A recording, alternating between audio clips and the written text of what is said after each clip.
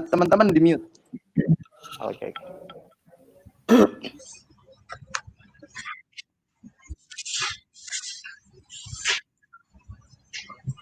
Let's start.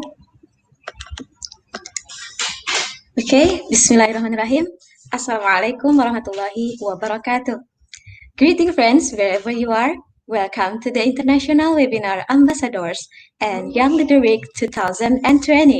With me, Dwi Ratna Armelina will accompany our great speakers and moderators as a master of ceremonies during this event. The theme of this event will discuss preparing top leader for Indonesian global emerging leaders. And this event will take over 2 hours from 8 p.m. until 10 p.m. Jakarta time, which will be moderated by Sister Fatma from PPI Malaysia as OISA Innovation Business and Partnership Development Center for the first session, and Brother Farras from PPI Malaysia as OISA Scholarship Event and Information Center for the second session. For your information, this event aims to simulate a sense of awareness of the significance of international competitiveness, extensive networking, and global collaboration among Indonesian people. The ultimate goal is to overcome the present-day global crisis and seek for an opportunity to lead the world. More of this event objectives are elaborate as follows, giving an overview of achievements, future potencies, and challenge in global interaction. Furthermore, have been present with us today our great speakers. Please allow me to introduce them. The first speakers, Mr. Muhammad Sulthan Farras Nanz, President of Universitas Gadjah Mada Student Council. Second, Mr. Muhammad Farhan Aziz, President of Universitas Brawijaya Student Council. Third, Mr. Rizal Ilham Pratama, President of Universitas Pajajaran Student Council. And the last, Mr. Abdul Fatir Kasim, President of Universitas Hasanuddin Student Council. Before we begin the event, I would like to inform you that in this event, we are also raising funds for COVID-19, especially for our medical team who are at the forefront in fighting COVID-19. Or you can scan QR code on the screen. Thank you very much to all of you who have contributed to the donation. Immediately, I will pass the event to our moderator, Sister Fatma. The stage first.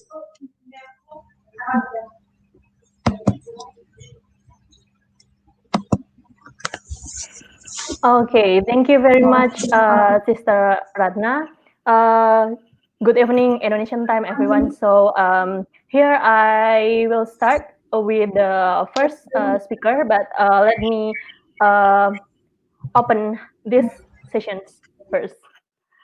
The multi-ethnic and multicultural natures of the Indonesian archipelago has provided a contextual background for the abundant potential that the Indonesian youth possess to lead the country on the global platform. Since the beginning of the pandemic, many Indonesian student organizations have come forth in contributing their resources to the relevant frontline workers. These collaborations between students, which have become a norm to the Indonesian society in times of crisis prior of the pandemic, highlight a future of the nation's youth as emerging leaders in both domestic and global spheres. How to prepare Indonesian youth to be great future leader? What kind of Indonesia will it be? We'll discuss them this time with these 4 amazing speakers. And so, Sister Fatma, you can continue. So here we go. So the first sessions, we will have the Bro Sulthan Farras from the head of Universitas Gadjah Mada Student Council. So here, time is yours. Okay, thank you very much for the challenge that given for me. Assalamualaikum warahmatullahi wabarakatuh. Salam sejahtera bagi kita semua. Om Swastiastu, Namo Buddhaya, salam kebajikan. Let me introduce myself. My name is Muhammad Sulthan Farras, and I'm fourth grade undergraduate student of Management Department, Faculty of Economics and Business, Universitas Gadjah Mada. For this opportunity, I will give my perspective toward the economic sovereignty of Indonesia. In this connected world, we have so many things evolve, like industry. We've been through the wave of Industrial Revolution 4.0, and then the society for 5.0 that been happening right now. And then after this pandemic, we see a lot of things also going to shifting. Like we see a few of industry have declining, like a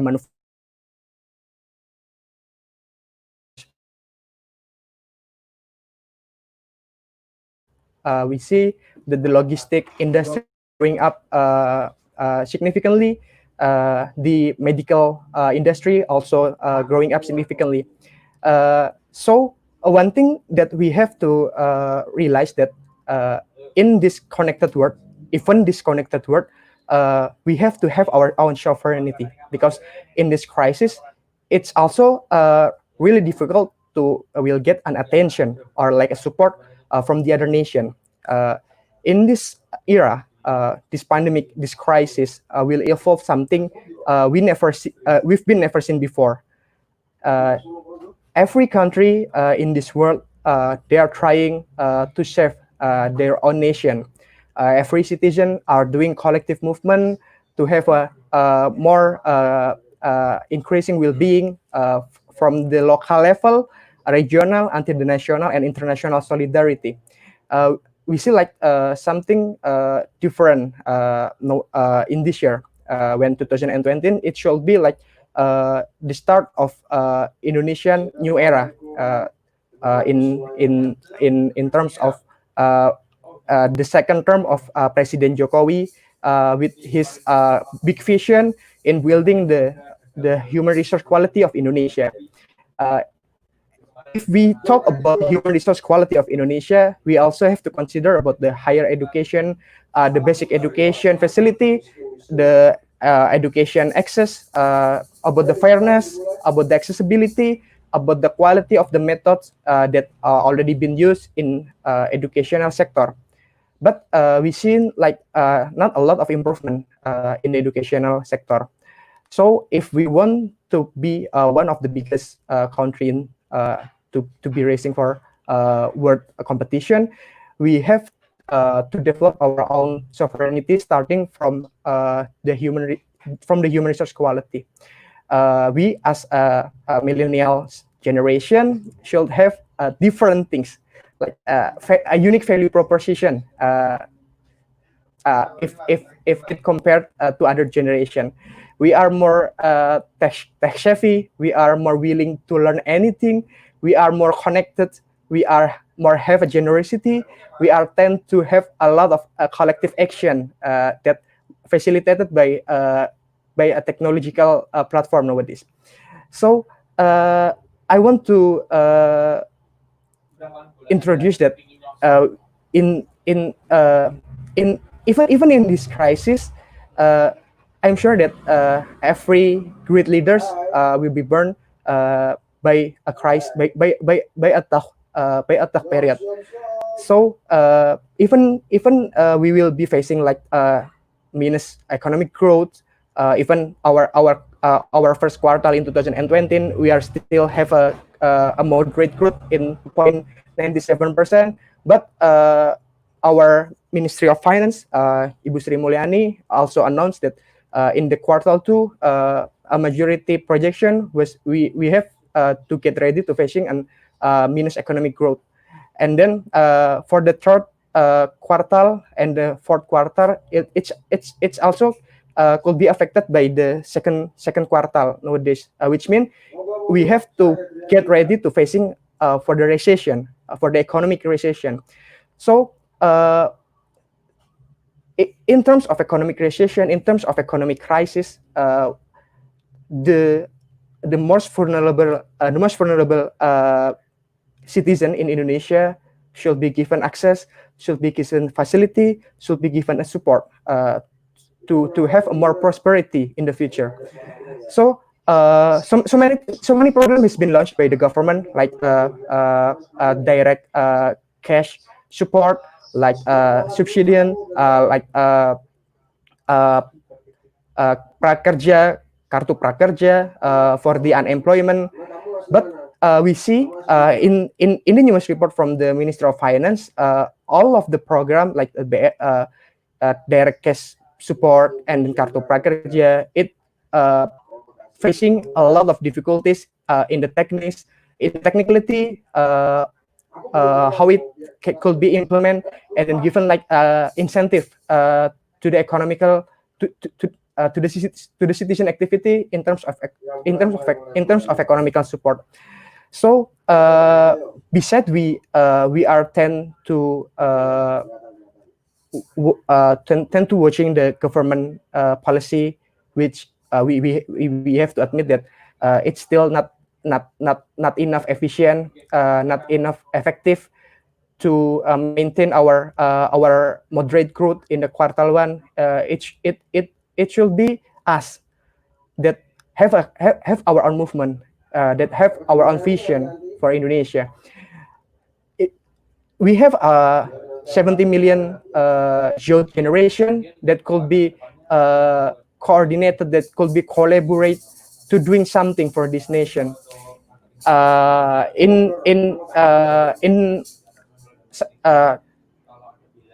been mentioned before for about the human resource quality in Indonesia. I'm also considering something like in nowadays Indonesian students have been launched their protest in university to bargain cost reduction for higher education. It's not limited to the like a universal discount or the others. It should be like a sustain like a movement that will be sustained, that have a vision to realize, to implement, and then to struggling for the higher education that not just fair but also inclusive, and then with the best quality. Because we have to invest in people, we have to invest in education. We have to admit that every strong nation nowadays have been doing a lot of things, invest a lot of things in their educational system.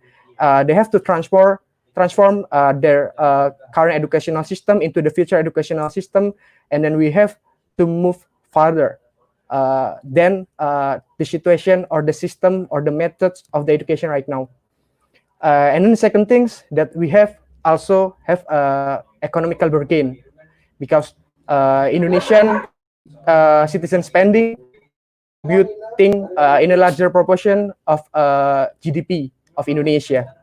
So we also can have a huge impact if we do something in a collective way, in a more coordinated way, in a more collaborative way, in a more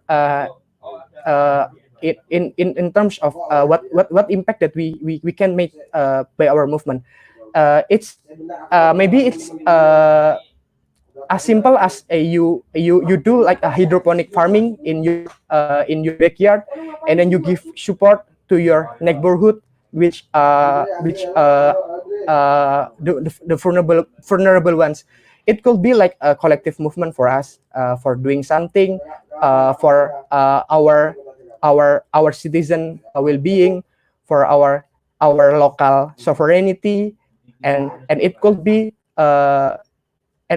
like growing up, and then and then it could be expand not just for the local movement, for the regional movement, but it also could be like a huge wave of the national well-coordinated movement. So in terms of why we should choose collectivism, because Thomas Malthus said that in the time of crisis, collectivism was generate higher output than the capitalism than the capitalism method. So even it is still debatable, but we see a lot of improvement when we look like a solidarity movement, when we look like a fundraising movement. It could improve a lot of things in the citizen of Indonesia in terms of like a food food access, in terms of basic health accessibility, in terms of basic education accessibility, and then the other things. One things that we have to concern is not about just only growth, but it's also the fairness. Growth is something like should be created or should be achieved by every government in the world.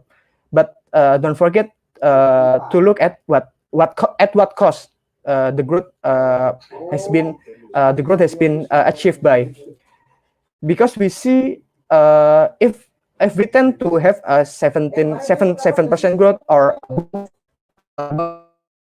10% growth, we tend to, or we have to sacrifice a lot of things, a lot of economic, a lot of poverty reduction, and then it should be reconsidered, because Indonesian is like a heterogeneous, a lot of national richness from a raw material, from the culture, from the landscape, and then it should be maintained in terms of Indonesian citizen well-being, not only for just a limited people access or political power. So for my last statement, let's reconsider again what kind of Indonesian that we are tend to that we are facing. What kind of Indonesia? Let's try to reimagine Indonesia. What is the ideal system for education? What is the ideal system of the economics? What is the ideal system of the basic health? Ideal system for the food sovereignty? So as a young generation, we still have a lot a problem, a lot of something to do, but it quite challenging. But if we move collectively, if we move together, we have I believe that we can make a huge change, that we can do something for our beloved nation, Indonesia, because Indonesian well-being and Indonesian sovereignty is in our hands. Thank you for your attention. Wassalamualaikum warahmatullahi wabarakatuh. Waalaikumsalam warahmatullahi wabarakatuh. All right, so Bro Sultan already explained a lot of things, so I will give a quick sum up. So Indonesia consists of 70 million youth generations that during this pandemic or before this pandemic, that we can do collaborations or doing something that can make a huge impact for the Indonesians. And then also facing nowadays COVID-19 that give a lot of some disruptions, even either it's education, economic, and also the public health. So I think we also really need to know that as a youth, so we need to think critical. So that's why we need to underlining what kind of government or what kind of Indonesian want to take way in this crisis. So I think that that's mean through that. Let's consider again what kind of Indonesian system about the economic and the basic health. So let's make a big movement. So I return for the next sessions to the Farras, Bro Farras. So yeah. Okay, thank you, my sister Fatma, and thank you very much, Brother Farras, for the awesome presentations. Very awesome. So next we will have a next presentation. It's about same topic, preparing top leader for Indonesian global emerging leaders. And we call Brother Farhan Aziz, the head of University of Brawijaya Students Council. For Brother Farhan Aziz, you may present. Thank you. Okay, thank you very much. That's my voice here. Okay. Test. Okay. Yeah. It's good. Okay. Wait a minute. I just want to open my presentation. Mm-mm.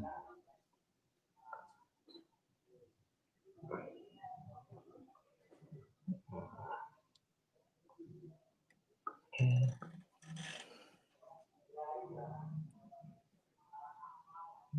Share screen.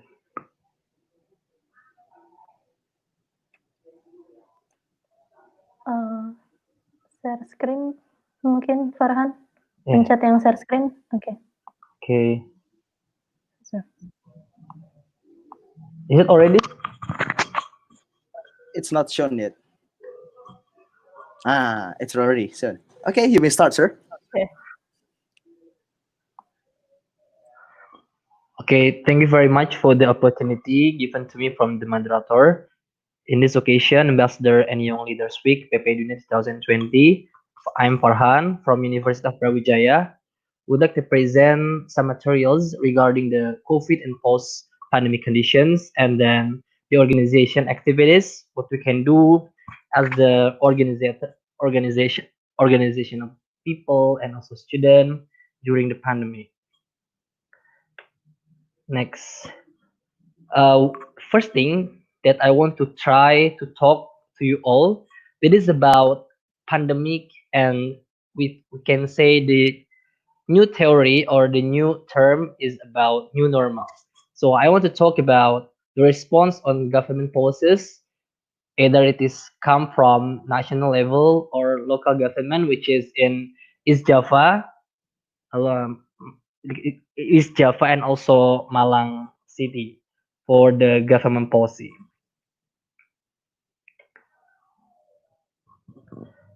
Maybe I started with my opinion toward the whole or the general comments for the government policies toward to tackling or to control the outbreak of the coronavirus in Indonesia. Since early March, coronavirus has entered Indonesia, and what I can say and we can comment for on the government policies is that for the national level, I think what we need to understand is that when the government try to issue some a new term to the society, for example, the government utilize the term new normal. I think what the government should do is that, and what they have to know is new normal, in my opinion, needs prerequisite and doesn't in favor of the fragile policy. What I mean with this statement, when some government would like to apply a new normal, I think it is not in favor when the government try to only issue a safe policy in a way that they want to achieve both of the economic and also health factors. So what I can say, there will always be trade-off, and the government have to admit whether they want to choose the economic sector or the health sector. And in the past or previously, government seems like they are not have a firm or bold policy which sector they want to prioritize. That's why I think, in my opinion, toward the government policies, I think new normal always have the prerequisite, which is the contrary from the fragile policy, that I say it is about firm and bold policy, and the previously government do not in favor of those policies. But what we can have we can take into consideration from these uh, discussions about the policies. This is the statement from Niger President. This is, we know how to fix the economy, but we don't know is how to bring back the life of a society. Yes, this is a general statement which is very important and significant in this time of crisis, whether the government should allocate significantly or dominantly the budget for the economy or for the health. And in my opinion, if we want to step up into the new normal, the first thing that we have to do is that government should firmly say that they prioritize the normal, they prioritize the healthcare or health sector um, over the economic sector, because we can fix the economic later, but what we don't know is about how to bring back life of society. And notice that many bureaucrats and many leaders or governor and also the president and its coordinating minister or minister, they equalize or similarize, or even they want to compare between the statistic of the number of people who date with the statistic of unemployment, or maybe such as economic statistic, for example the inflation, for example the debt and etc. So I think both kind of statistic between health, which is the number of dead people in Indonesia because of COVID, and the economic statistic cannot be compared apple to apple. That's why I think it is irrelevant when the government try to similarize those kind of thing. So I think the first hand that we have to understand, government must have need prerequisite in form of bold and also firm policies to tackling those kind of issues such as COVID-19 coronavirus. What we can see an overview from the local phenomenon toward tackling the coronavirus in East Java. Maybe it's kind of popular news, which is drama between Bu Hovifah and Bu Risma. I think it jeopardized the citizens even more. I don't know what kind of political backlash or clashes inside within it, but what we understand is that in times of crisis, the communications and also political clash or political interest should always be minimized as maximum, because we talk about the safety of the citizens, especially in East Java. And the status quo now speaks and says that East Java now has reached up to the second largest coronavirus outbreak in Indonesia. That's why I think the drama between the governor and also the mayor city of Surabaya is indeed unnecessary to do in times of crisis. So this is important to note that maybe in time of crisis, even our governor and our major Surabaya city, I think still not take carefully and cannot set aside the terms of political backlash within the crisis. And in terms of in Malang City, actually Malang Mayor City of Malang have issued Perwalkot Peraturan Wali Kota number 19 year 2020 versus Permendikbud, the newest Permendikbud number 25 year 2020, and I said this thing as a clash. Why is that? Because this Perwalkot have already issued by the mayor before the issuance of the Permendikbud number 25.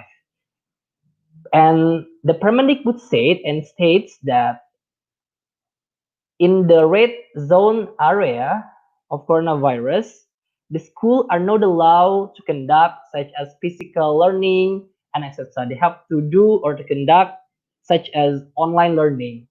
They are not doing the blended learning and etc. But instead, in Perwalkot number 19 year 2020, we found that such a class because Perwalkot allow the university Brawijaya, Negeri Malang, and then Muhammadiyah Malang and etc. to conduct a physical learning, or they also have prepared they prepare the stage, and also they also in Perwalkot have allowed the citizen and also the students to learn and study inside the university, which actually in Permendikbud is not allowed. So I think in that opinion, what I can give the input for the government, either it's national or local government, it is about the communications, and also we talk about the brave and the firm policies, which side you want to prioritize. I think it's always okay to prioritize a 16% of budget, national budget, to allocate for the healthcare and allocate for the coronavirus control outbreak, even if the economy or the drop or bad, I think that's okay. But what we can see in the status quo, even when the government already refocus or reallocate for about 14 billion, or even now increased to be 800 billion, the component of those budget is dominantly control for the economic sector. For example, credits, for example, debt, and also, for example, to stimulate the UMKM and etc. I understand that it's important, but the first thing that we have to do when you want to talk about new normal is all about focusing on the APD, for example. And also we talk about the doctors, the safety of the doctors, the facility in each hospital, etc. Those kind of thing is the main prioritization for us, especially for the government, to take care. And even now, like the legislative, do not talk mainly focus on coronavirus. Instead, they talk about RUU HIP and also any other legislation which actually do not have an urgency to talk right now. So I think those kind of opinion that I have as the students in university toward the government policies in controlling the coronavirus. Next, we talk about the student activities, which is I give the title collaborative students actions to fight against COVID-19. So many things that is produced by the existence of COVID-19, but to overcome the problem, I think in education sector, why we talk about education, because I'm and other student organizations is student, so we talk more about the impact toward educations. We talk about the weakening of economic power from its householding and also the family. That's why the tuition fees and also its infrastructure, for example, the subsidy for internet, it really matters. This kind of thing. In Brawijaya University, we also have made such as a collaborative and also inclusive movement to discuss and also to demand to the bureaucrats to give such better policies toward tuition fees and subsidy for internet in these crisis times. So it is very, very essential for the student, because if because what we need to understand, coronavirus in this case do not categorize or do not select which family they want to give the impact. What I mean is that they're randomly impacted to all level of families, whether they have high level, whether they're low income, whether they're middle income. Coronavirus do not care about this. They impacted to all those kind of classes. So it is important to have a universal policies toward tuition fees, because it really helps the student to continue with safe, to continue with serious, and to continue with, you know, with the spirit of studying during the pandemic. Because, however, during the pandemic, the psychological aspect also attacked by this existence of coronavirus. Next, and also in every student councils, in also EM, Eksekutif Mahasiswa Universitas Brawijaya, we have society capacity building through Kampung Tangguh and etc. I don't say this is Kampung Tangguh actually belong to Universitas Brawijaya, initiated by the lecturer from Universitas Brawijaya from FISIP.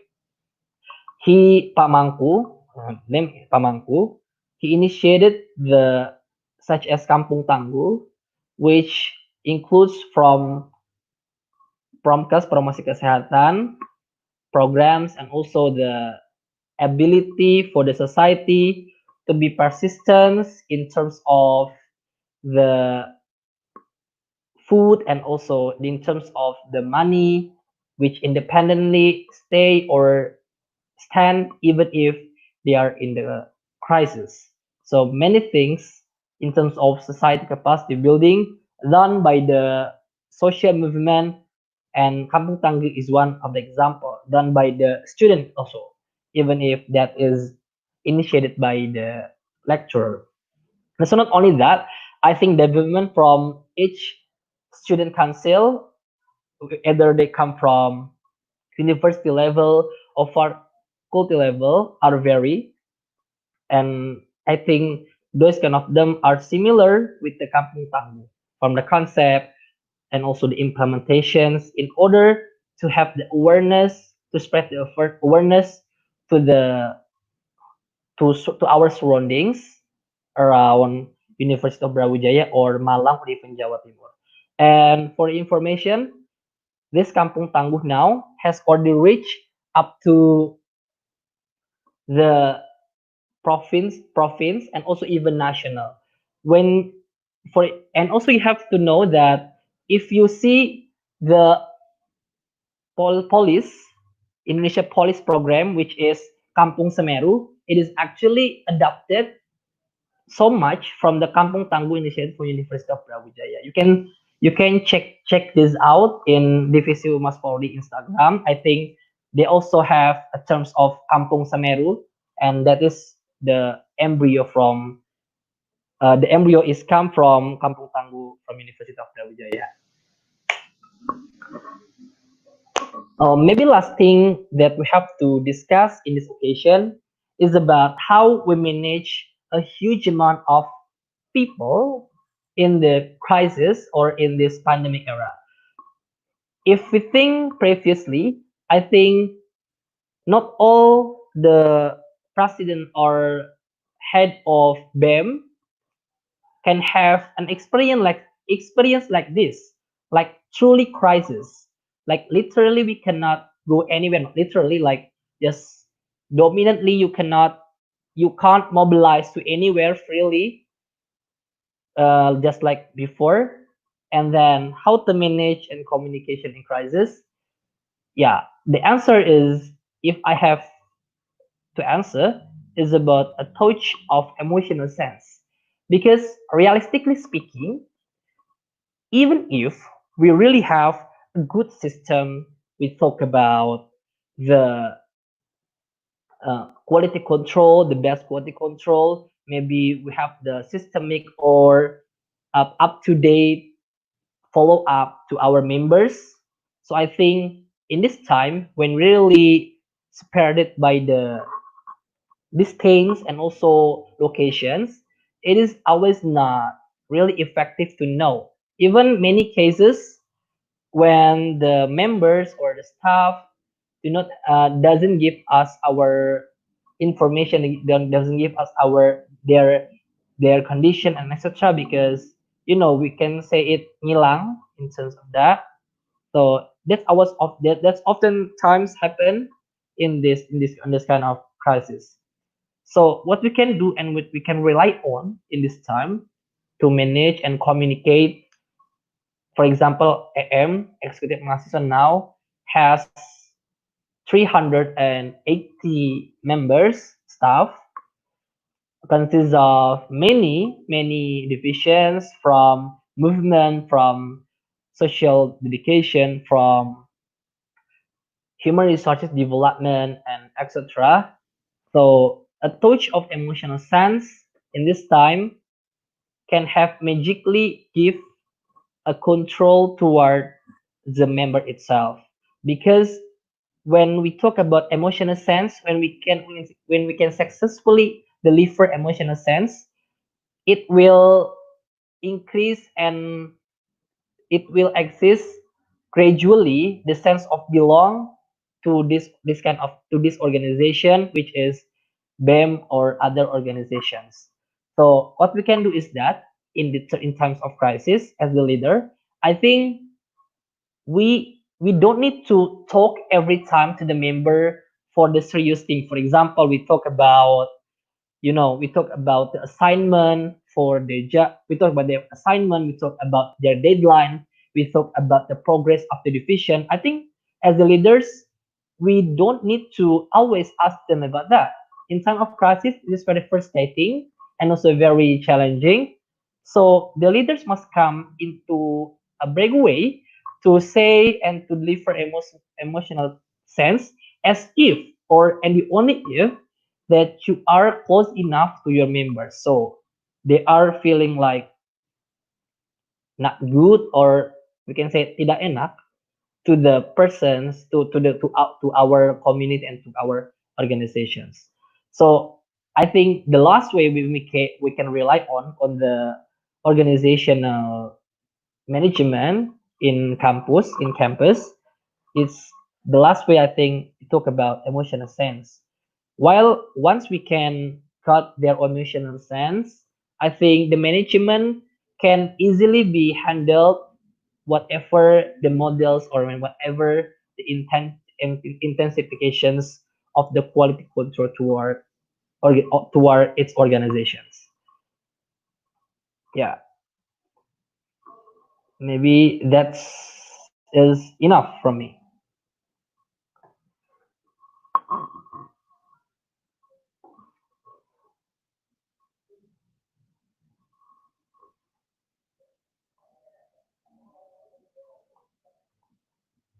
Have very good spirit to see our performance. And you say that fixing the root of problem is the solution of the problem itself. So the good leader and being a top leader in the next emerging leaders, Indonesian emerging leaders, is knowing the root of problem instead of only what is seen. Is it correct, Mr. Farhan Yeah, Aziz? I think personally that's correct. And I quoted from Riza Romli, the true leader in the emerging in next years. I think the simple thing that they must have is about the kind-hearted individuals. While the leader have heart, I think the death of society, or the death of the people will really attack him personally. So they will not think about economy. They will focus on the health, and also they will focus on the control of coronavirus first. For example, they close immediately the airport and etc. And they don't care about the diplomacy of the China or maybe other countries. So I Oh my think God. that's Yeah. okay. Yeah. Okay, we'll discuss it later after the two presenters, and we can keep out this one until we can discuss it. Okay, for the next Okay. session, I will give to our sister Fatma. Thank you, Mr. Farhan Aziz, for the Yeah. awesome presentations. Okay, Sister Fatma, you can continue. All right, thank you, Bro Farras. Before move to the third sessions, so I want to remind that there will be a Q&A sessions and discussions with the speakers after the presentations. For those who have the questions, so please write your name and your country or regions followed by your questions. We will choose the best questions from the audience for the speakers to answer. So move to the next third sessions. I would like to call Bro Rizal from the Universitas Pajajaran, the head of the Universitas Pajajaran Student Council. So let me call Bro Rizal.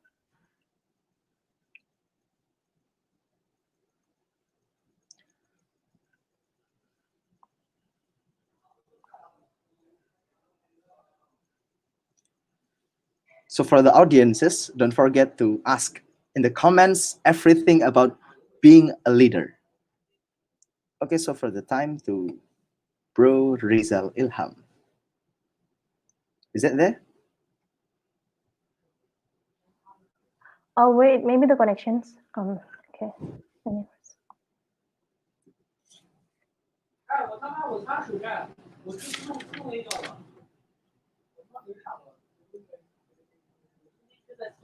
Okay, until until brother Rizal show up, I will continue the explanations about what brother Farhan Aziz said, that we know how to fix economy, but we don't know how to fix the life of society. This is brother Rizal Ilham. Okay, Yeah, sorry so for the connection problem. Okay. Okay, yeah, first it's okay, it's okay. I want to thank So Pepe Dunia for inviting me, for having me in this fruitful discussion. But I want to start talking for about the leadership in crisis. Can I share screen? Yep. You yeah, could. yeah, you could. Wait. Okay. It's called leading through the storm, because I think we are in a time of crisis that okay, where individuals, no matter how talented or self-reliant, look to their government for help, look for other people for help to empower or use or deploy powers or potentialities of the collective on behalf of the collective. Like maybe Bro Sultan said about the collective movement, that now the collectivity is more important than individuality. The role of leaders are extremely in normal, predictable times. Leadership is not that critical. Now, in time of crisis, the role of leadership is very critical, is very important, because the people rely on leader. The quality of institution and other structure is far more important in normal times. But in crisis, even strongest organizational habits, structures, and resource may be inadequate to meet the challenge. We know, our organization, we know as a leader that people are looking for us a lot. But we wonder if we or our organization are ready or capable to handle the many tasks. Okay, this is something to think about. We are a captain in a small boat facing high winds and big waves. And leaders in such situation can easily feel like captains with this problem, with this big storm.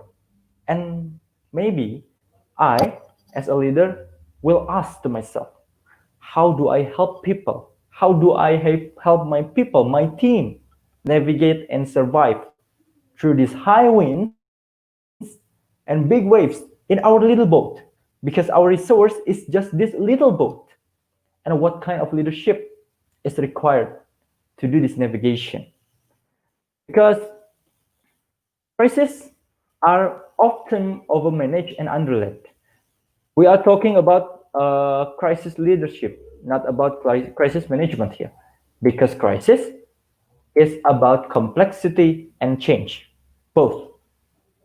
And it's required us to lead and manage effectively, addressing the urgent needs of present is the work of management, but we need to make immediate choice and allocate the resource, because the pace is fast and the action are decisive. And when we lead, by contrast, involves guiding people to the best possible eventual outcome over this arc of time. We need to focus. We need to be focused on what is likely to come next. What's next in next day, in next week, or maybe next month, because it means that we are seeing beyond the immediate to anticipate our 3, 4, 5, or maybe 6 obstacles up in front of us.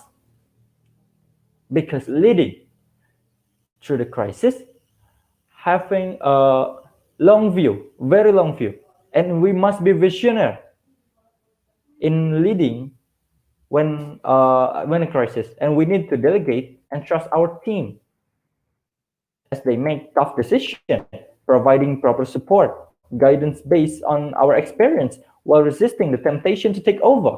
We need to empower our team, not to take over their job and centralizing the decision. The solution is to unite people in their efforts as an end goal, as valued members of a cohesive team. The point is, we need to make a cohesive team that work together as a team. This starts with common, clearly and articulate mission that infuse the work with purpose. The cohesive team that work with a common purpose. And what about the leadership? I think and I believe that the real leader are people who help us overcome limitation of our own individual laziness, selfishness, weakness, and fear, and get us to do better, harder things that we can get ourselves to do on our own. Lazy, selfish, weak, and fear is something human. That we are human. The leader is human too. That the laziness, selfishness is something that normal. But the leader need to bring his people or her people to do better and harder things. Of course, for himself or herself too. And when we talk about the leadership the point is our job as the leader is not managing the technical dimension of crisis, not the logistic, not the timeline of activities, not only that things, but our job is to help people work through their limits to rise up and make the small and big, temporary or permanent, hard and not so hard changes required to get through these high winds and rough waves that we are encountering. So here is the idea of crisis leadership. We see many leaders making mistakes like thinking too much about themselves during crisis. Like maybe Bro Farhan told about that in this crisis time, the leaders need to have heart for their people. When during the crisis, the leaders must not think about themselves, their careers, their political future, or they must not giving into their jobs. It's human that leaders is also human, that they have their doubts, or maybe they're communicating poorly, or maybe they centering their work, the work of the team too much on themselves, and they fail to mobilize to the key people around them, or to help these people embrace change. Often they fall into these traps because they think the only thing that matters is to getting solution fast, because leading people is much more important. The first point is that we need to know that we are in a world mission, that our mission in this crisis, leading in the crisis, leading in the rough times, is a world mission that means so much for our people. And the second thing is being taught centered instead of I centered. This is the important things, the important mean for the leader, for a leader, because we must not think about us, about only our team. We provide the people. We work for the people, for our constituents. So the second main idea, when we thought about the people, when we work for the people, not for us. So when we work for the people, we will do the best for our people, not for us, not for our resource, but we will push our limit for the people. And the third point is leaders always have their doubts. Like I said before, leaders is human too. So we always have our doubts. Of course, when we're facing crisis, when we face uncertain times, we will confuse, of course, what's ahead and what to do. But the point is, we must not give up on our doubts. And the fourth point is the leadership about helping others overcome their limits and do better and harder things. It's not only about us. It's not only the leader lead everything, do everything, and have the spotlight. But it's about participative leadership, that the leader can bring their people, can bring their team to work together in the same boat with the same idea. The problem is, leaders are faced with distrust, fear, and uncertainty. In this time of crisis, people are asking a lot, and they ask for certainty, but we are in uncertain time. It's very confusing. And the communication in this time is very, very important. First, we need to be present and tangible. The leaders must not hiding on basement. Leaders must show up and do something. Let their people know. So people will be calm. People will be relieved when they see the leaders is doing what they must do. The leaders are doing something that needed to be done. And they must as contextual information as possible and prevent speculation and rumors.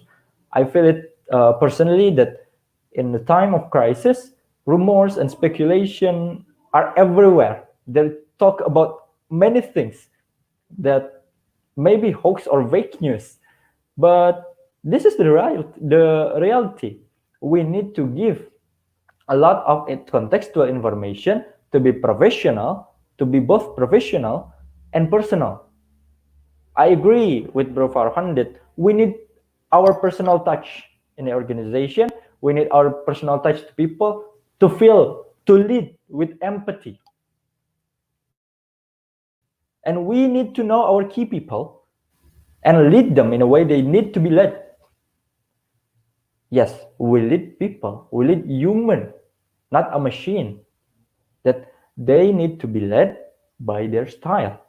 We need to motivate and mobilize them based on who they are to do better and harder things. Because we, as a leader, need to know who are they. Because our main job in crisis is to lead people through a stressful time. And they will only follow if they think we are credible and we know what we are doing. If we are not credible or we look like we don't know what we're doing, people will leave us immediately. So we need to be calm and collect. We need to be honest and consistent. And we need to be smarter than our brains. Because there is no perfect crisis response. Crisis situation demands the leader to pay particular attention to events happening in front of them and take responsibility for getting their people through those things. Be brave. This is the vital things in crisis leadership, that we need to be brave. Bravery is important because in Indonesian they always say that badai pasti berlalu, but we cannot stand still and wait the storm pass. We need to do something and we need to be brave. It's not the time to defend the status quo because we and our people are invested in it and think that we will lose face if it is questioned. It is not the time to point fingers at others for whatever they think they may or may have not done to get we in this place. Such strategies, I think, will just wasting time. We are the leader and our people need us. We must take this responsibility and let this responsibility call us to an action. But bravery needs to be managed calmly. We need to be calm. A leader must provide direction and a response to the situation in timely fashion. Be quick, but don't hurry. And we need to be adaptive with balancing fast and slow, action and passion, and adapt our style and behavior. We need to keep our eyes on the bigger picture because people rely on the leaders for direction, especially during uncertain times, because it's not the time when they can do everything they always do. In a time when it's easy to be only focused on defense, we can just defense, just stand still. But it is up to us to go on the offensive and be on the lookout for the doors that might be opening. We need to be offensive too, not just defensive. And we're not alone in the crisis. We're not alone in this crisis, but we must know our role because we need to empower others to play their roles. We need to stay in our lane, and let our people do what they need to do. Because we need to create a cohesive team. And this cohesive team need an effective and efficient structure because the bureaucracy will fail Bureaucracy structure typically built to address challenge or problem to achieve objective that we know and can control and make sense of. But we need no boundaries required. We need flat, fast, and flexible structure that are rather open and adaptive to find solution to to what we don't know how to do. Our problem requires working across hierarchical bureaucracy. We need a flat, fast, and flexible structure in a snowflake model. And what have my organization done? First, we form COVID task force, a tactical team that consists people with a different set of skill that need to address a specific problems that my people needed, that Kema Unpad needed. This task force is formed with snowflakes model that that built with participative leadership principle.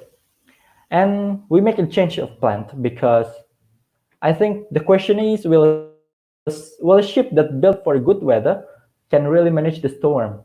The truth is it probably won't. And our plan is a plan that built for a good weather in a good weather. And now we need a change of plan because we need a new plan that will face this crisis. And what we've done is we being present and tangible, do advocation, analyzing important issue, fulfill the needs which support their physical and mental health. This is so important about internet subsidy. The people need the food, our people need food, or maybe mental health treatment. And it's time to collaborate, provide information, anticipate of spreading and false news, and establish cooperation with several stakeholders, many stakeholders like regency, and then the community, NGO, and with the student itself. And the others is now about tuition fee. The people is now moving.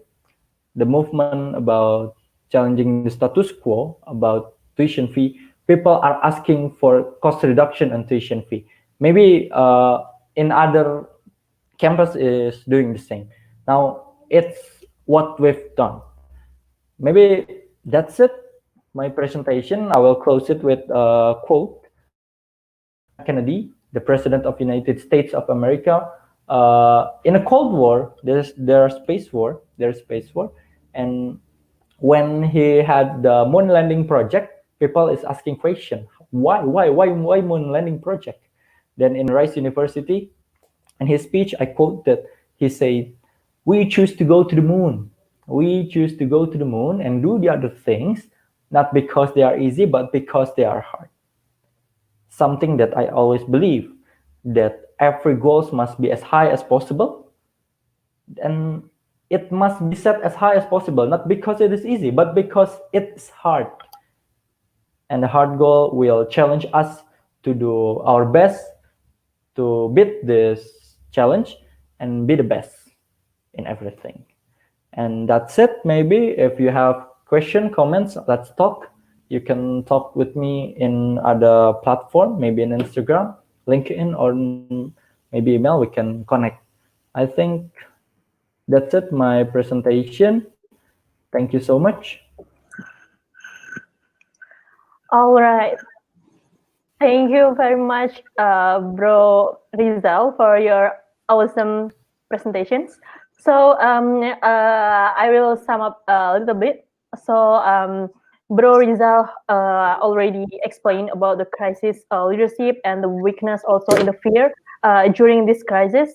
So as we know that one of the key goals is know your worthy, and then the main things that we can tackle this crisis is do not give up on us, but we need to helping each other in other of our limits, and do the better things and the hard things. So and then so as BEM Unpad already do lots of things during this crisis and crisis of pandemic, and yeah, we need to hand in hand together, I think. Yes. So I That's it. pass to the Bro Farras for the next session. Okay, thank you, Sister Fatma and Brother Rizal. Thank you very much. Being a leader is being a brave to fight the storm. Oh my God, thank you so much. Thank you. Okay, stepping to the Welcome. next sessions. Here we go with Brother Fatir for presenting his opinion about being a top leader for Indonesian Global Emerging Leader. Is there Brother Fatir here? Brother Fatir, President of Hasanuddin University Student Council. Brother Fatir in the session. Okay, Brother Fatir, I see many people waiting for you. So we have to present our best performance. Without further ado, let we listen what Brother Fatil will present.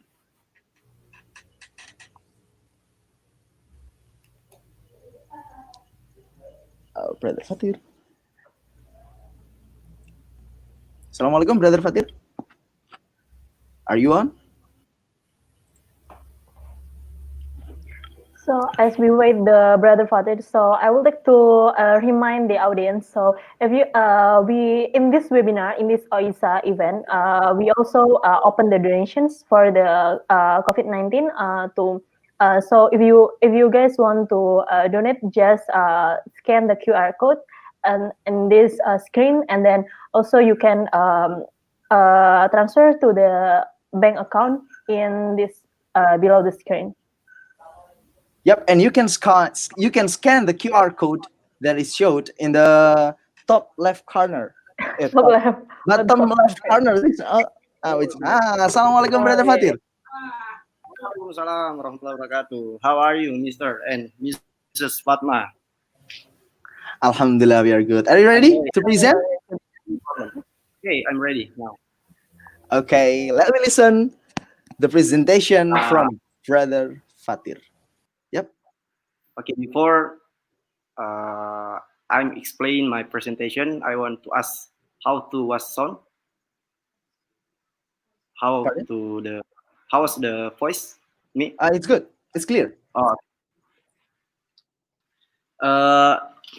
Before I beginning in the presentation, I want to say thanks for PP Dunia because carry out this event, and furthermore, I want to thanks for moderator, starting from Mrs. Fatma and Mr. Farras, sorry, because you still you will, I'm sorry, yeah, you invite me to join in webinar.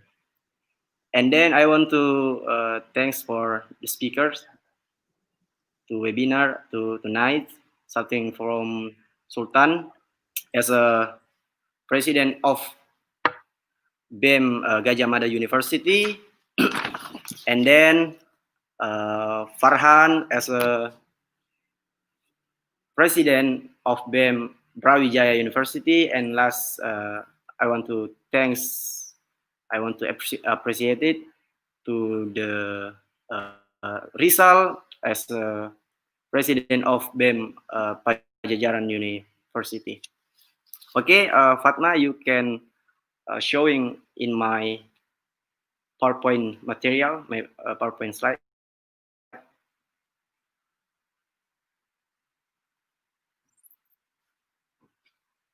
Okay, how was the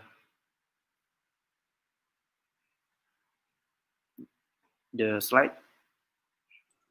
You can look it.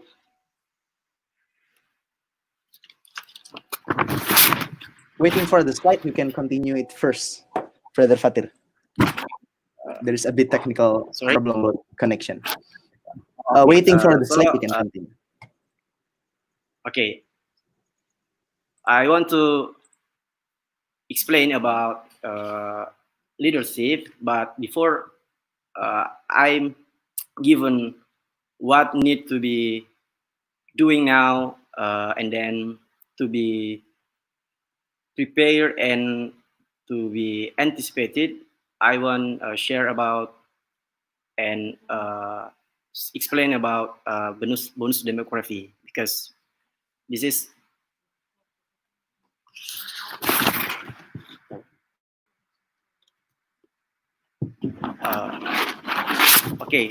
bonus demography. The youth population is predicted to be booming in 2030. According Undang-Undang number 14 years 2009 on youth is a resident age 16 to 30 years, so that Indonesia can reap the maximum benefit from the demographic bonus, or mentioned bonus demography in Indonesia. The availability of human resource in the productive age are abundant must be balanced with the increased quality of the education and skills, including in relation to the phase of the openness of the labor market. The demographics bonus is also has become part of the agenda of the national development strategy. It means 1 of 4 people of Indonesian at this time is youth, which is also part of the group of productive age population. In fact, the group of productive age population in Indonesia is predicted to increase to 200 million in 2030. So the demographic bonus, or bonus demography, is a term which refers to the condition where the proportion of the productive age population is larger than the other age group. Before I continues, how to this slide? Why not showing? Any problem, moderator? Yeah. There is a bit technical problem about the slide. Maybe you can continue and wait for the presentation. Okay. And then, in addition, in particular, those involved in the governance structure, we can find some young people to get the position, such as Adrian Sakari as a commissaris in PTPN Indonesia, and in BUMN, Erick Thohir Persian, Eni Arif Roshid as a commissaris independent PT Bank Syariah Mandiri. He is youth, millennials. And then Eni Fajrin Rashid, he is director of Telekomunikasi Indonesia. This has indeed been confirmed. Erick Thohir, who ever said, this is what I was talking about yesterday with the internal that I expect the younger generation, the millennials, that's all our enterprises, so the agent of change. This is a statement from Erick Thohir. And next, and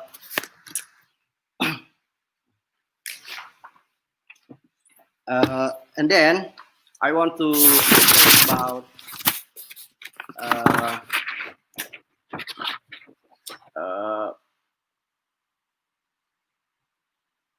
in addition to the democratic bonus, which serve as the agenda of the national development strategy, digital transformation has also become an important agenda for development in the future.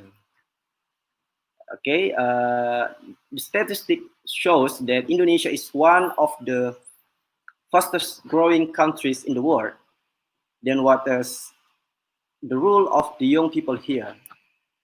The extent of young people in national development cannot be underestimated. They appear as a driver of the success of digital transformation. Okay, I repeat again. They appear as a driver of the success of digital transformation. With being the brain behind the birth of many companies, pioneering technology, basic like startup maybe. Even from the data obtained, the development of startup in Indonesia ranked 5 of the world after America, and then India, uh, England, Canada, and the last Indonesia. So Indonesia ranking 5 of the world, where in the year 2017 only 1,400 startup, and in the year 2019 any increase 2,200 startup. Okay. So when there are government policies that are considered detrimental, then the young one, like a student that convey the aspiration of the people, vice versa. When government policy is right, then young people are also the one um, who help the understand to the community. Okay, like the so what needed okay how to my PowerPoint material. Still any problem? Okay, you can next. Uh, okay, you can next slide. Sorry, moderator, you can next slide. Okay, next again.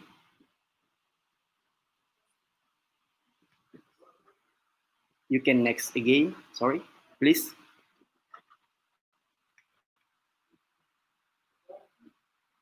Okay, I think this is to be finished. You can next slide again.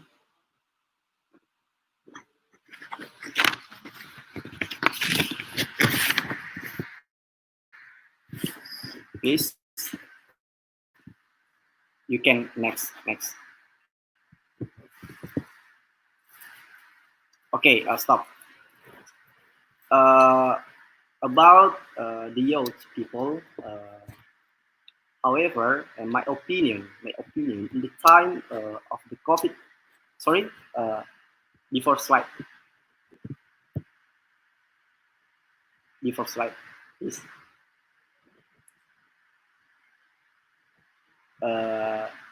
This is opinion slide. Yes, stop. However, in the time of the pandemic, youth is increasingly being seen in helping affected sector. For example, first you become volunteering with a medic, and then furthermore do open donation activities and distribute them to communities in need. Or you want to doing using social media to educate people and etc. If you can combine these three activity, these 3 points, so as a result, belief in the spirit and action of youth increases. Okay, next slide.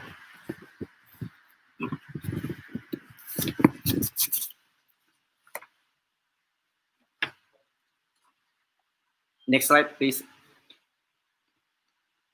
Okay.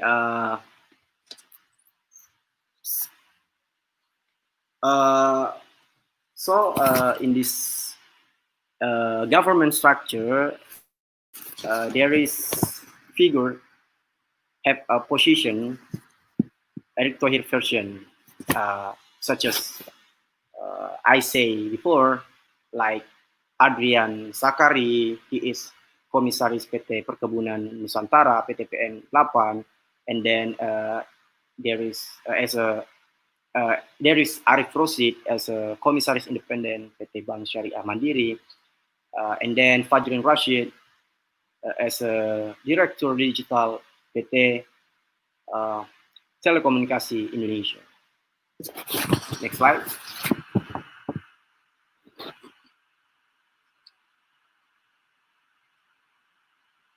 Please, you can next slide again.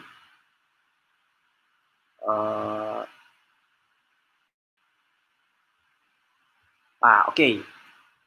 In addition of the demographic bonus, like to explain before, which serve as the agenda of the national development strategy, is digital transformation has also become an important agenda for development in the future. Statistic shows that Indonesia is one of the fastest growing countries in the world. Then what is the role of the young people here? I think the existence of young people in national development cannot be underestimated. They appear as a driver of the success of digital transformation, with being the brain behind the birth of many companies pioneering technology based, like startup in Indonesia. Next slide.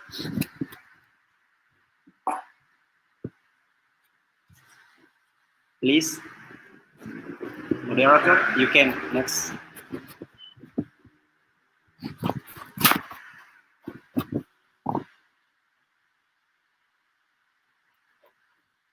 Sorry, you can listen. Okay. In fact, even from the data obtained, the development of startup in Indonesia ranked 5 of the world after like say before, such as America, India, and then England, and next Canada and Indonesia is of 5 the world in the category of growth of the startup. And where earlier in the year 2017, only 1,400 startup, but and in the year 2019 increased to 1,200 startup. In fact, any significant increases from startup in Indonesia, and this is a source when 2019, and maybe will to be increases for next year. Okay, you can next slide again.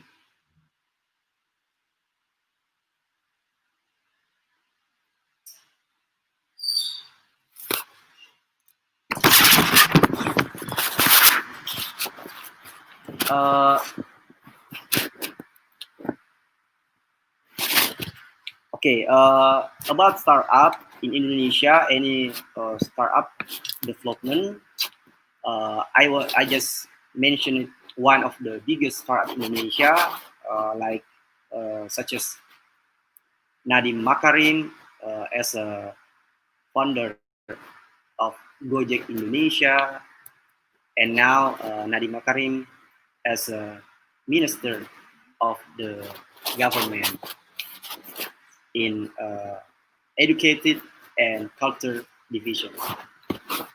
And then there is Ferry Unardi. Ferry Unardi as founder of Traveloka. And then there is William Tanuwijaya as a founder of Tokopedia. This is one of the biggest startup in Indonesia. And maybe future there is added figure can be formed, can be established startup in Indonesia. Okay, you can next.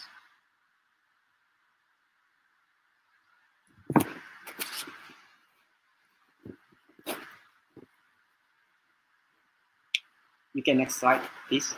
Okay, so what needs to be doing to be preparing and anticipated youth amid the pandemic as a potential leader in the future? What need to be doing now? But before I explain about what need to be doing now, my opinion, my perspective, the pandemic this gives the opportunities. Opportunity to young people, and can be a stage to further build the image and influence in the community. So pandemic can be a stage, can be the influence for young people. What need to be doing now for that? First, enhance the role and function of the student, particularly in terms of social control.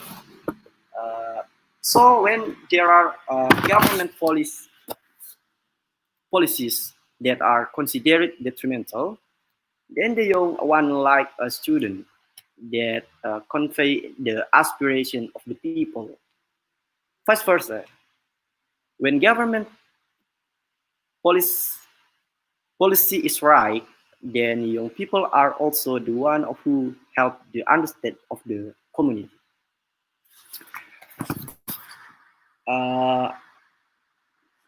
Second point,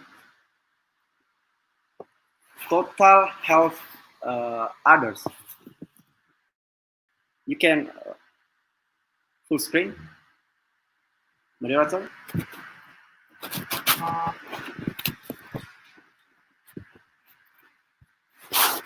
Any problem in my? Okay, thank you. The second point, total help others during the pandemic COVID-19. Such accusation are mistaken who say that the medical staff only for the benefit of the patient, which should be negative but tested positive. This is happening now a lot, happens in where I live. Forced body positive COVID-19 from the hospital, okay? And this not once occurred, but already several times.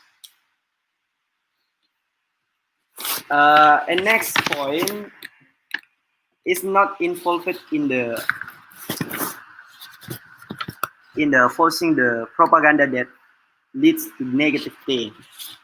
Okay. And then critical to any policy is the government. I think only that for now. What need to be doing now?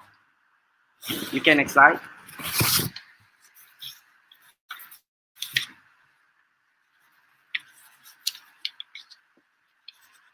You can next slide, please. Okay. So what needs to be prepared? The first point, pioneering e-commerce like startup. The student must to be pioneering e-commerce and starting learning how to establish startup in minimal your campus and your team in student is university. And to be prepared next, many involved in social activities as volunteer in community.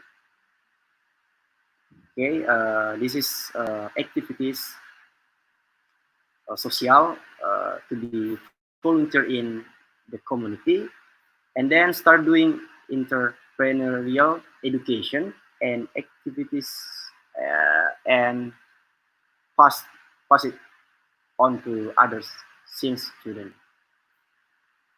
I think only that about what needs to be prepared uh, for be a leader in the future. And last, you can next slide again.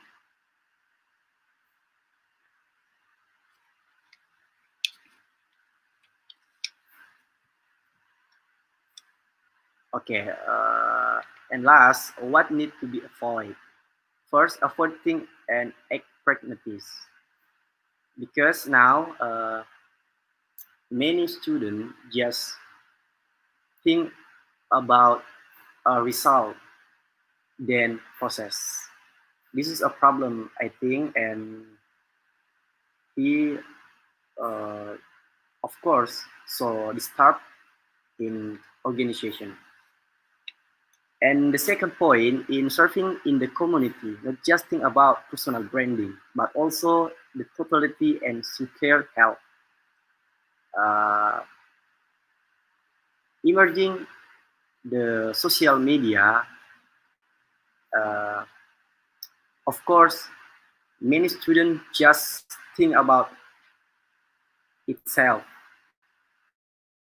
uh, only think about personal branding too. I think it's not only uh, enough because the totality and secure help is needed to society. And last, tracking your intent. You want all this. This is good and done. I think you can slide. You can next slide, please.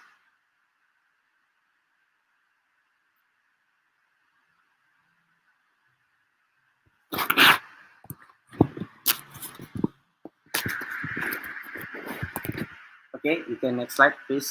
Okay, this is a picture demonstration, September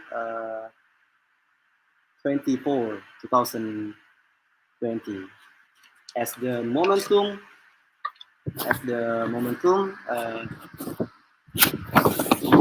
of the large movement that was pioneered by students from various regions in Indonesia. The step proposed that young people still care about the bad policies issued by the ruler. Uh, we know before Suharto resigned in opposition because demonstration from the student in Indonesia.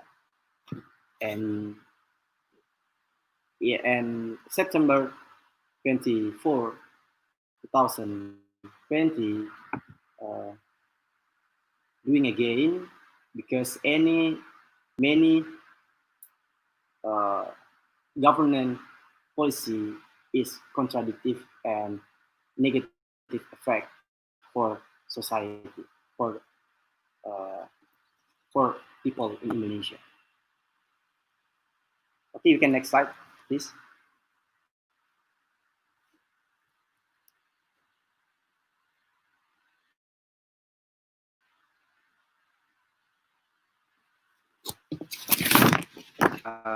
enough from me.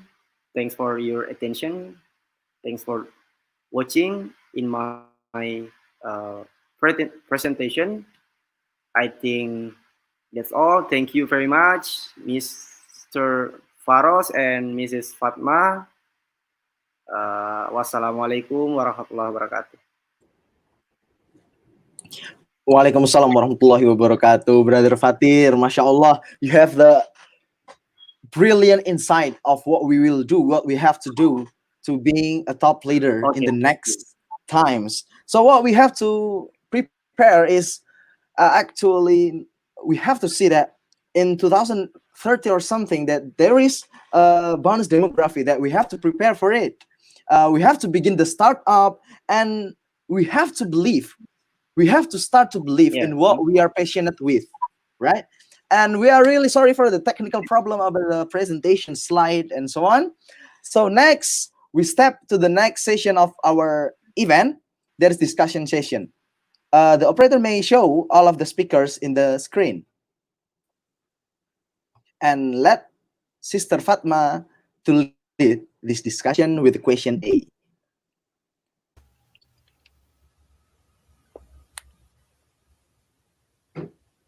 Okay, Sister Fatma, you may begin with the question A.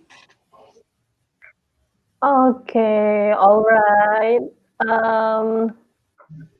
All right. Okay, for the discussions, let us.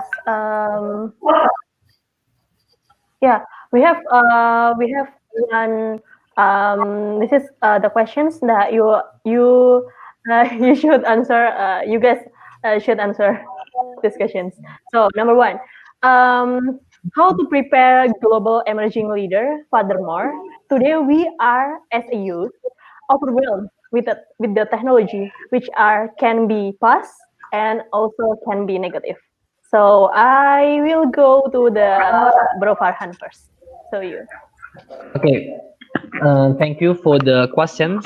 In my opinion, the first thing and consistently I stated in this session to prepare the emerging leaders, I think the first thing is about how this youth can actually deep dive and also take an action directly to the society. So this person can feel immediately for the experience from the people. It is important to have or to build a kind-hearted individuals that become in the future become the emerging leaders for Indonesia and maybe even for the world. For the sake of the mastering of technology, it could lead into positive and negative.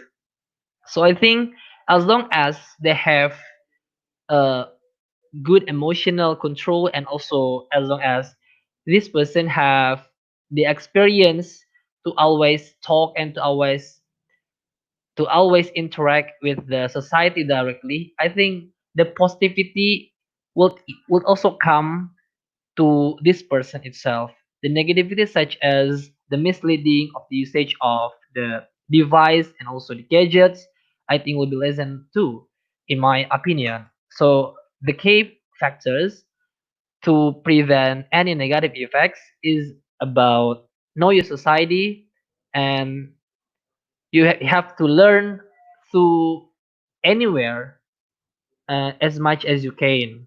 You gain knowledge and from other countries and etc. But you have to also know the feel from the direct society. Maybe that's my opinion for the question. Thank you.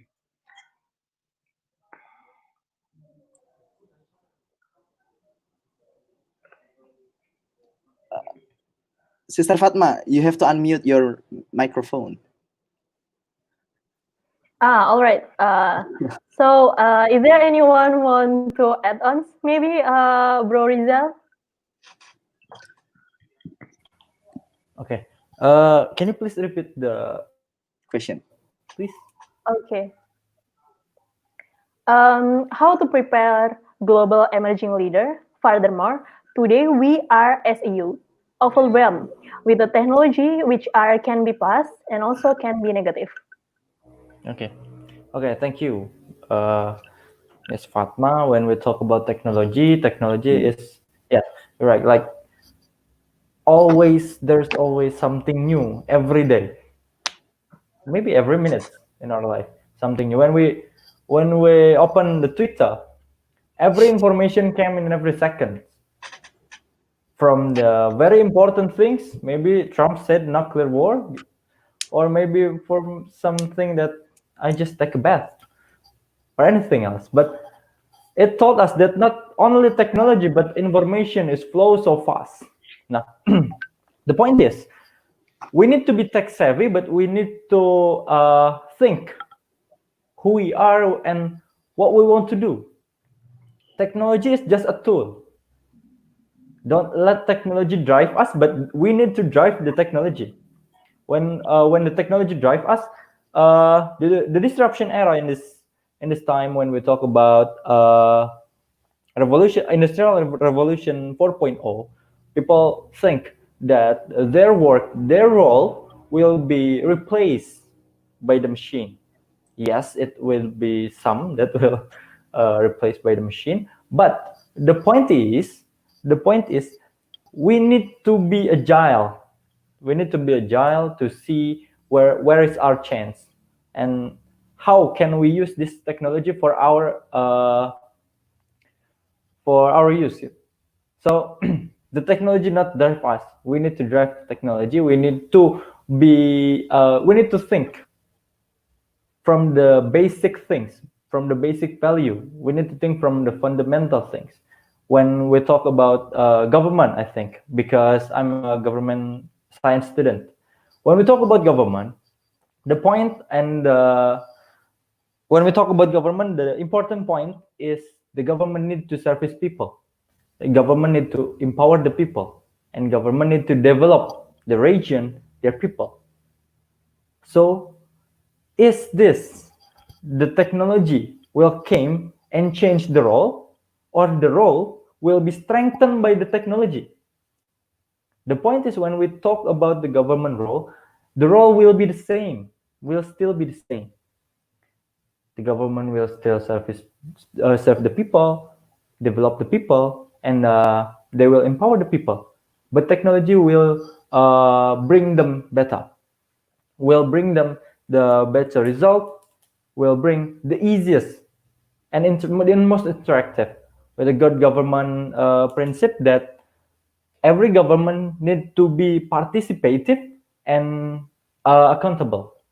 So I think when we talk about how we as an emerging leader treat the technology, think about the technology, I think the point is let us drive the technology, not let the technology drive us. I think that's my opinion about the technology. Thank you.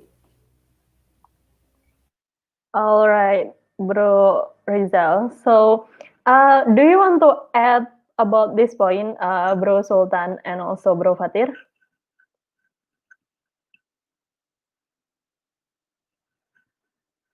Apa nih?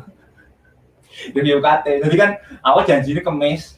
Maybe one thing that I want to add is we have a concept for technology for good. So technology is like an intermediate instrument for us to be an enabler, to have a huge, more broader impact, to have a better result, to strengthen our society, and then to give the prosperity among our citizens in Indonesia. It's maybe it's like impossible nowadays without kitabisa.com. We can do a fundraising campaign in 1 day. It could be gain such a 5 million rupiah. So that's like a simple example for us. That technology for good is something that will change our lives in terms of it could strengthen our society and then give a prosperous citizen for Indonesia.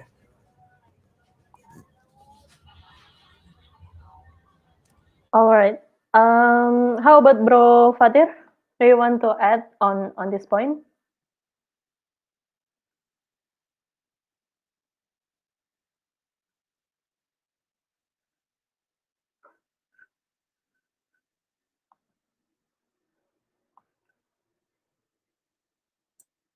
You have to unmute, Brother Fatir, your Yeah. microphone.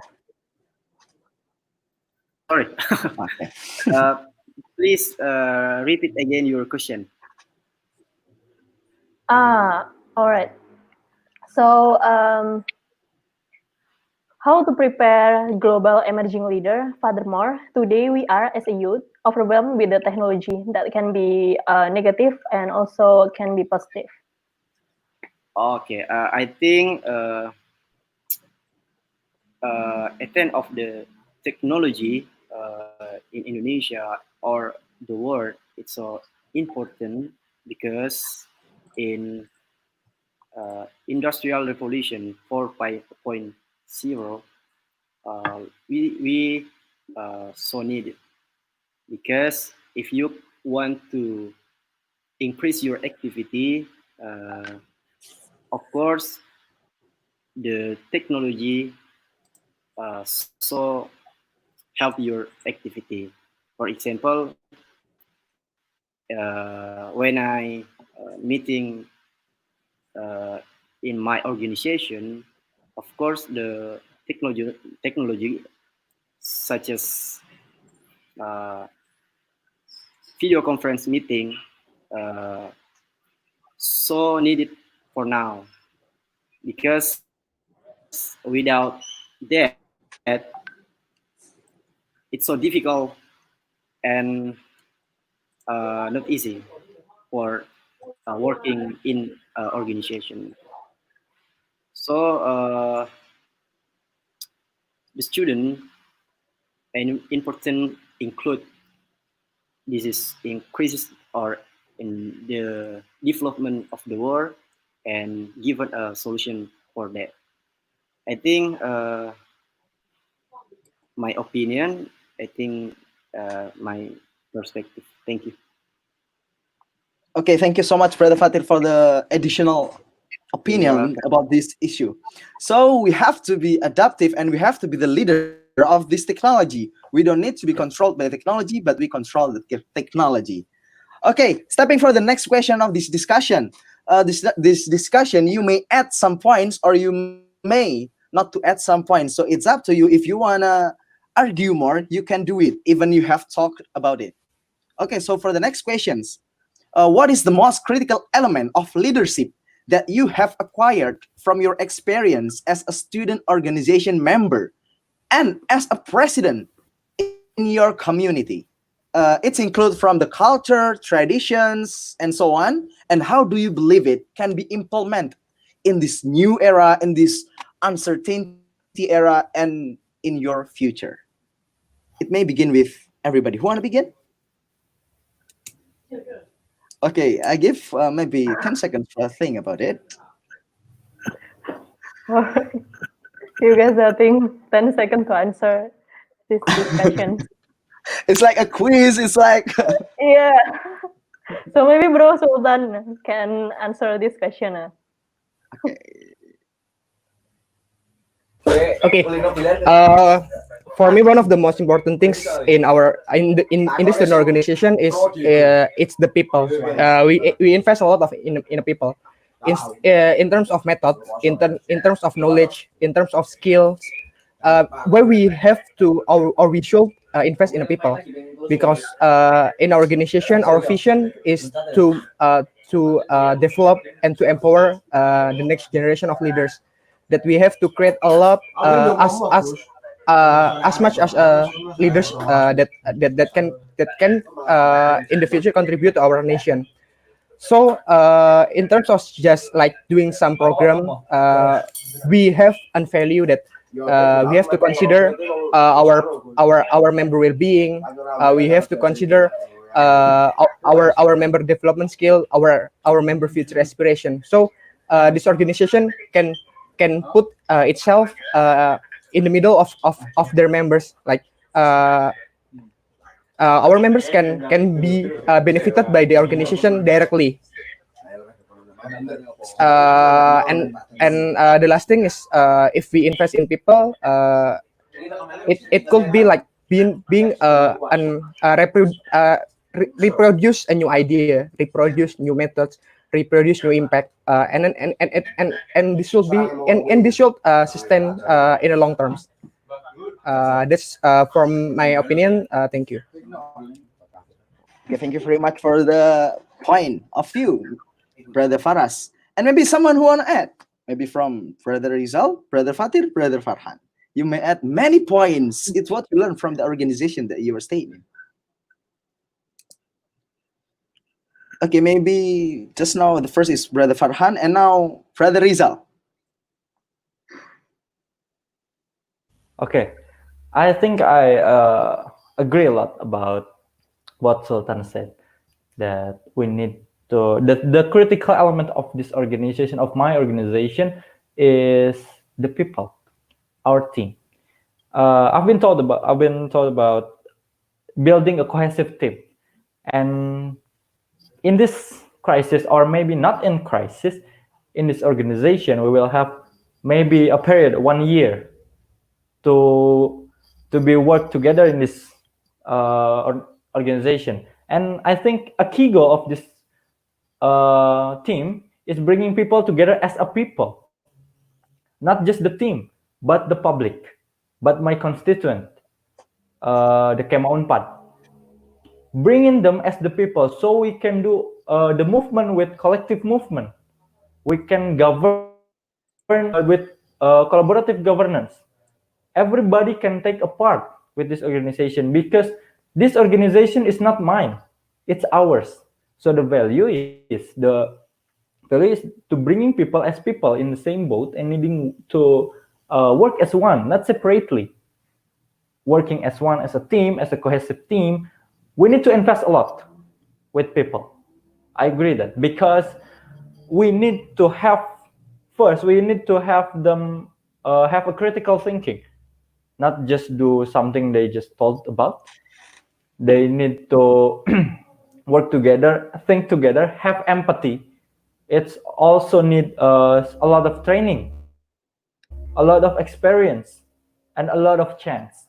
So the point is, it's important for us to have participative leadership. So in this leadership, the leadership is not talk about only the leader, but about the others. Participating leadership is the snowflakes model, that the leader is not on top, but with the others in the same position. So I think about the critical element is the people, our team, to deliver our value to the people, to the constituent. And building the cohesive team, of course, need a value that will be delivered to every single member of team, and they must have belief to this value too. So they not doing something because they but they doing something because they believe they need to do this. And empathy is also important for this. It's a critical element for us too, an empathy, but not only for the leader, but for everyone. Empathy is important. I think that's it, my opinion. Thank you.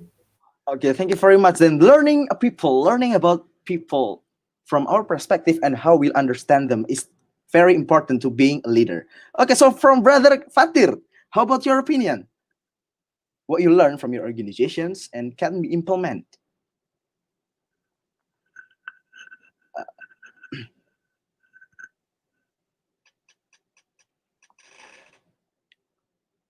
Brother Fatir, do you listen my voice? Okay, maybe there is a connection problem. So,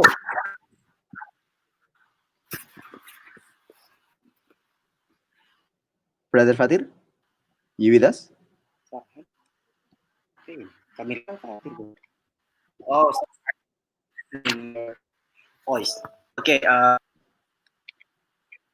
Now, how was the voice? Yes. Yeah, it's good. Yes. It's good.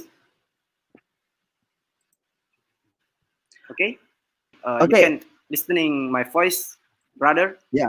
It's clear. It's Okay. clear. Okay. What element important in leadership to organization? An important part of leadership is security and concern.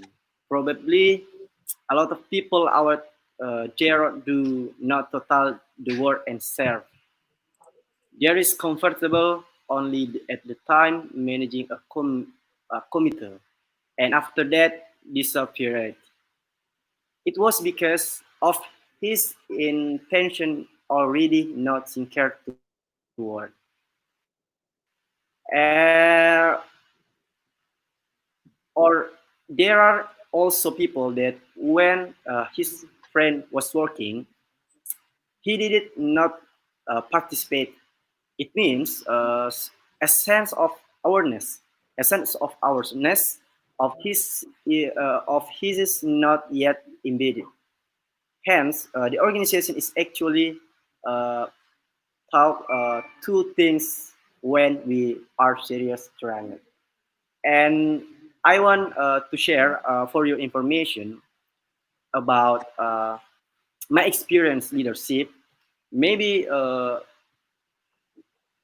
another president maybe think about how to the cabinet structure in your period. Maybe you think about how many program for my period, but for me, I'm not only think that because in my era, in my period, I think how to reborn an organization in university because BEM Hasanuddin University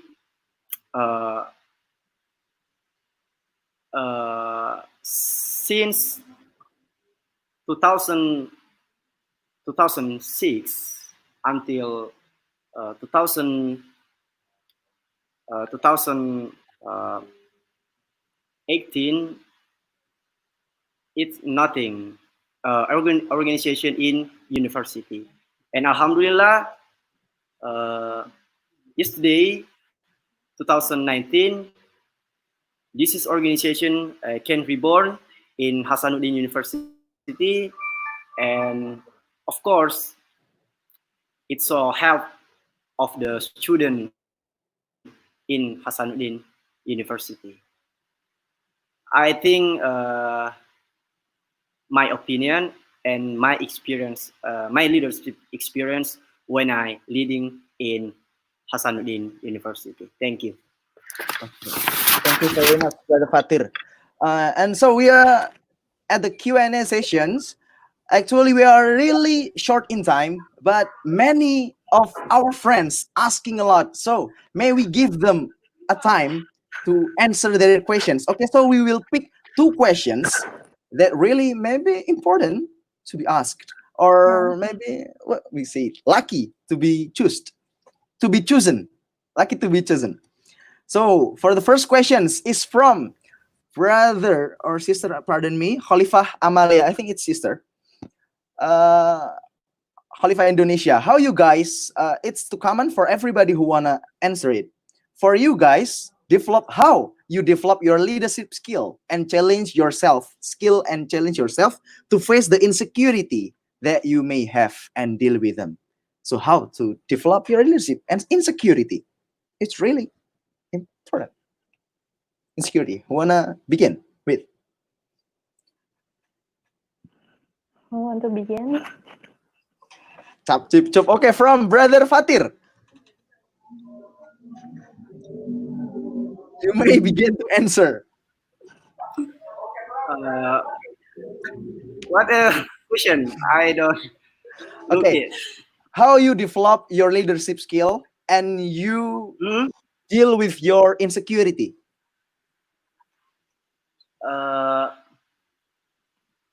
And important, you can be brave. You can be brave, and you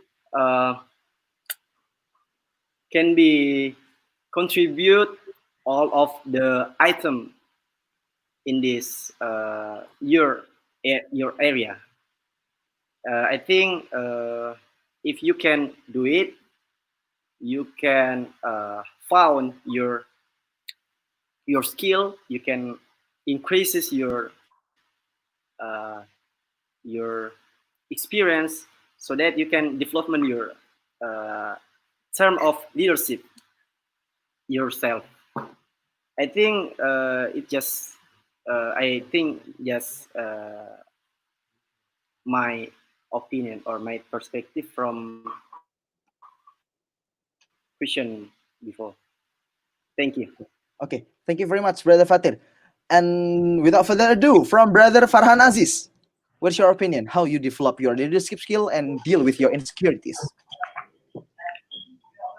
For the matters of insecurity, in my opinion, to deal with this thing and the matters, if we are insecure with other people, and also I am not sure about my capacity to lead an organizations, what I do is that do not think about this and do not care about this thing. Yeah, that's truly, and I think that's honestly, frankly speaking, because however, if we always think and we always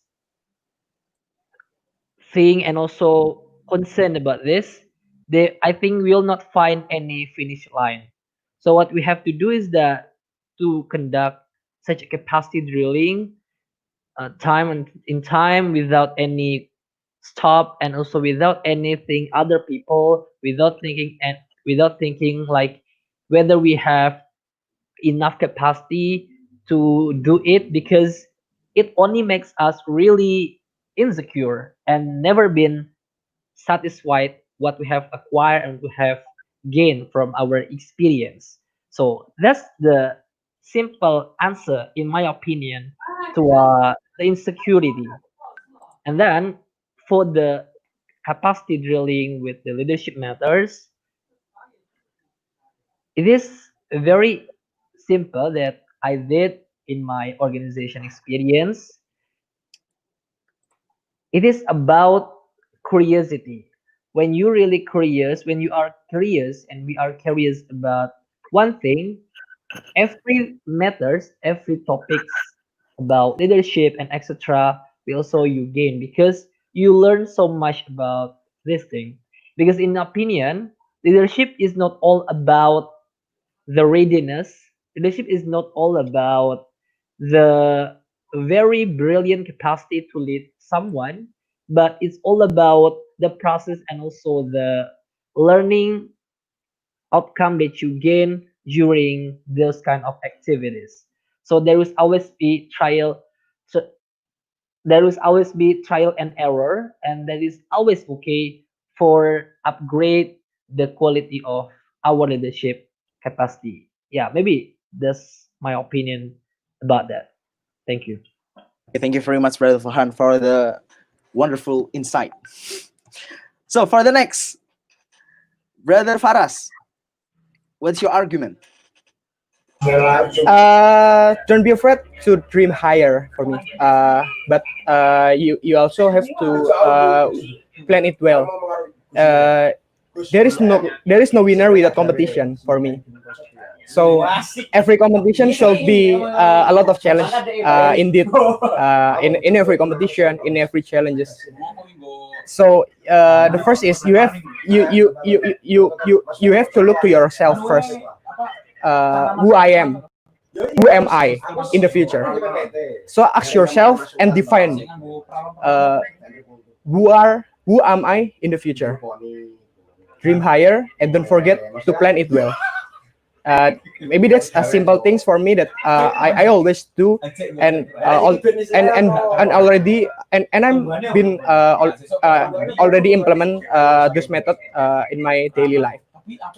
That's all for me. Thank you. Oh my God, thank you so much for the Thank you so much. dream high, dream high, dream high, fight the insecurity. The last answer is from Brother Rizal. Your time is yours. Okay, thank you. I'd like to share my story about this event. This is my first event when I speak English. All of the event. This is my first time, and at first when Miss Fatma gave me the invitation and told me that this must deliver in English, I knew that my English skill is not that good, so I should think about it a lot. Will I take it or not. But here I am. Here I am. Here I am sharing with you. Here I am talking to you. So I think when I present my presentation, the last slide is a quote from John F. Kennedy that said, "We choose to go to the moon not because they are easy, but because they are hard." So this is my moon, and I came to this event not because it's easy, but because it's hard for me. But here I am. So the point is, I want to talk to you that insecurity came to us. Doubt always came to us because we are human. It's a normal thing. But we need to make these insecurities, this doubt, push us stronger, push us farther. We need to break our limit. We need to go beyond our limit with these insecurities. Because if we don't have a skill, or we are weak at something, we are not good at something, insecurity will push us to be good at it. So I think insecurity, how I handle this insecurity, I just try to do better with this and challenge it. We need to challenge our insecurity, not give up on our insecurity or our doubt. So let's choose to go to the moon, not because it's easy, but because it's hard. Believe every challenge that we are a good one, the one that's good enough to defeat every challenge. That's it, I think. Thank you Thanks a very lot. much. So I can sum up from both four answers is fighting insecurities by fighting it. Dream high, and you will learn everything. Okay, but pardon for all of us because the time is really short. We will step to the next session, that is closing statement. I will give to Sister Fatma. All right, thank you, Bro Farras. Because we ran out of time, so we begin for the closing statement. So I will go to the Bro Sulthan for the closing statement. Okay, thank you. I've been always inspired by what is and sentences that I've been read. It said that in wartime you want a Winston Churchill, not a Neville Chamberlain. Why in a wartime, in a crisis, we want a Winston Churchill rather than Neville Chamberlain? Both of them are a former of Great Britain Prime Minister in the same era, like in the 1930s. Because Winston Churchill have a big vision, have a bold vision, have a bravery to see the unseen, to have a struggle among people that already surrender. This is why I always inspired by Winston Churchill that said that we are not fighting for Danzig nor Poland. We are fighting to save the whole world. He have a vision, he have a bravery, he have a strong command, and he can empower the people.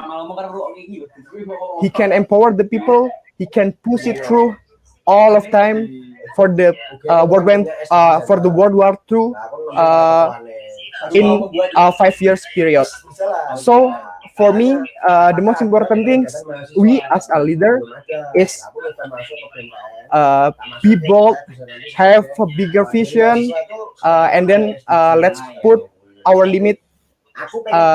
It's just about a norm, not a real obstacle for us. As long as all of us, a leader of ourselves, are brave enough, we can do it together. We can have a better society for our nation, for the bigger and the more prosperous Indonesia in the future. Thank you. That's for me. Thank you. Thank you. All right. So for the next, Bro Farhan can start. Okay. thank you for the closing statement. We have to contextualize the dynamicity of the world. I think for about 10 until 20 years next, maybe the world is really like tricky. Maybe we think that is true, but it's actually bad or false. And in contrary, it is. Yeah, that's why what we need to do is not only investing so much on education, on knowledge. For example, we study higher until PhD and etc. Because the fact in study school, we have a lot of those people. But for the emerging leaders, for the next the world, I think we have to invest so much on the personality, about integrity, about we talk about sincerity, we talk about honesty, we talk about the respectfulness among others. So it is important to invest so much on it because oftentimes knowledge will always be politicized by some people to do bad things, and only the integrated people, only the good people with the good personality could prevent those kind of bad actions. So we have to balance both things, knowledge, experience, but we also have to be idealists. We have to be honest, we have to build our personal integrity. That's the key for the successfulness in our emerging leaders for the next 5 years, 10 years, and more. Maybe that's it for me, and thank you so much. Wassalamualaikum warahmatullahi wabarakatuh. All right. So for the next, the Bro Rizal can start the close statement. Yes, thank you, Ms. Fatma. First, I want to say thank you for PPI Dunia, for Ms. Fatma, Mr. Farras, for the invitation, for giving me the first, and then I'd like to thank you a lot for inviting me to this fruitful discussion.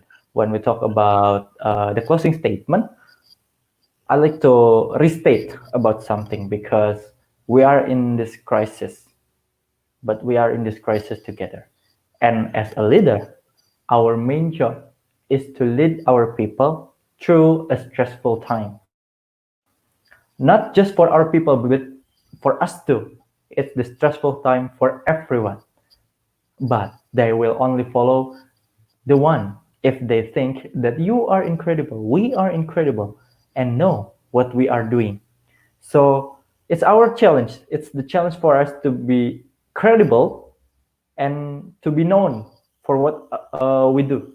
So the best way is to stay calm and collect, be honest and consistent, and we should be smarter than our brain. And so when we're smarter than our brains, it would be easier for us to understanding what our role in this any response. But if you or we don't achieve this objective by just a good professional, we cannot achieve this just being a good professional, of course, in this time of crisis, because professional is not enough. We need to present our personal life, our personal side of us, because we need to show our empathy. We need to bring our own humanity out for all to see and encourage those we communicate to be with humans too, because we as human communicating with human, we don't professional is not enough, we need to be personal too. And this I hope it will help you to achieve a key goal, that we need to bring people together as people, not people being individual, but we need to bring people as people in the same boat, and we need to work as one, not separately. That's it, I think. Thank you a lot for the chance for me, and I'm sorry if you cannot understand my speech easily. Thank you. Thank you very much, Bro Rizal. It was awesome. For the last is Bro Fatir. You can start the closing statement. Okay, how was the voice? My voice? Yeah, Okay. it's great. Before I say my closing statement, I want to be appreciated to PPI Dunia because carry out this event, and especially Mr. Farras and Mrs. Fatma as a moderator for this event. I wanna thanks for you and all of speakers about leadership in webinar PPI Dunia. The point is, if you be a leader, you must more to work than to say your theory, because now many students when be a leader, he just uh, more theory, more talking, but when invite join for to work, uh, he is disappeared. And before I'm closing in my speak, the speakers in webinar tonight, greeting from Makassar. Greeting from Makassar. Thanks for your time. Thanks for your attention, and especially for this era, COVID-19 must to be fight against, so that we can meet, we can discussion about the problem in countries. The problem is Indonesia. I think enough from me. Thank you very much. Wassalamualaikum warahmatullahi wabarakatuh. Waalaikumsalam warahmatullahi wabarakatuh. Thank you very much, Brother Fatir. And I will thank to all of speakers here and really apologize for any technical problem, for any difficulties, to Brother Fatir, to Brother Sultan Farras, to Brother Farhan Aziz, to Brother Rizal Ilham. Thank you very much for your time. And those who Thank the you very questions much, doesn't ask yet, guys. I have a little quote for you. Not little quote. Pantun, we call it pantun. Makan tahu isinya papaya, siapa tahu kalau ini bukan waktunya. So you can ask them directly for their to their Instagram for the questions, and you can discuss with them, right? Yeah, it's absolutely right. So upload this to story, and don't forget to mention brave man doesn't know ally. See you in next session, and goodbye. The time is for Master of Ceremony. The time for Master of Ceremony.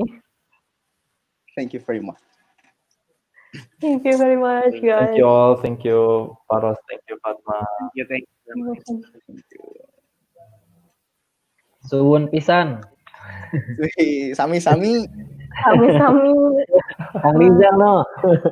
Hatur nuhun. Okay, Ya, teman. thank you very much.